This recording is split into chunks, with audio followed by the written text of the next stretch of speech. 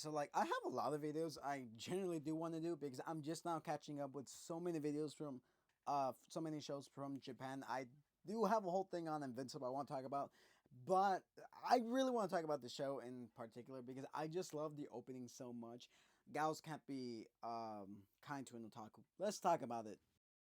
Now, this show specifically, the only reason I watched it was because someone said the opening is pretty good. I checked out the opening. As soon as I heard the opening, it like got me really invested. This is one of those shows that like I'm typically not really big fan of because in general I'm not a big fan of gyarus and or gals. Like not the biggest fan to be honest. My Dress Up Darling is an exception because Marin is a cosplayer. Now with these two characters, I found him to be very interesting because it's a typical old guy. It's kind of introverted. He doesn't really have a lot of friends and whatnot. But Gallows can't be an otaku. Like to me, I love the vibrant colors of it. I love the aesthetic of it. It's just really nice. The characters are actually well rounded and well developed. Pretty much, we'll follow our main character Otaku-kun as they end up calling him. He pretty much gets this nickname because he's the only dude in class that's into anime.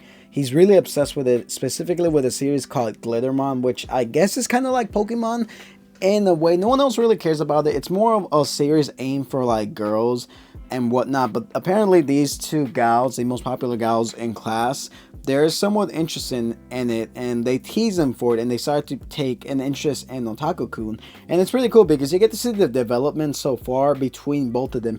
Like towards the end of the first episode, they end up going to his house. Like wow, they moved up really really fast compared to other romance animes. You're already going to his house, damn.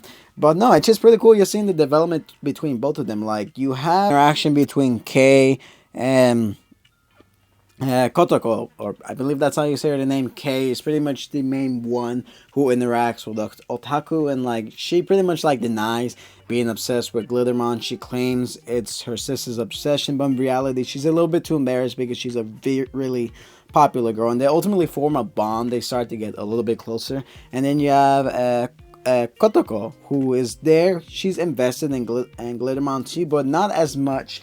And she starts to get a little bit jealous of the Otaku-kun for like being closer to Kei. And ultimately, there's like some mishaps between both of them. And this is really fun. I just love seeing the dynamic between Kei, Koto, I can't even say her name, Ko, and Otaku. Oh, yeah.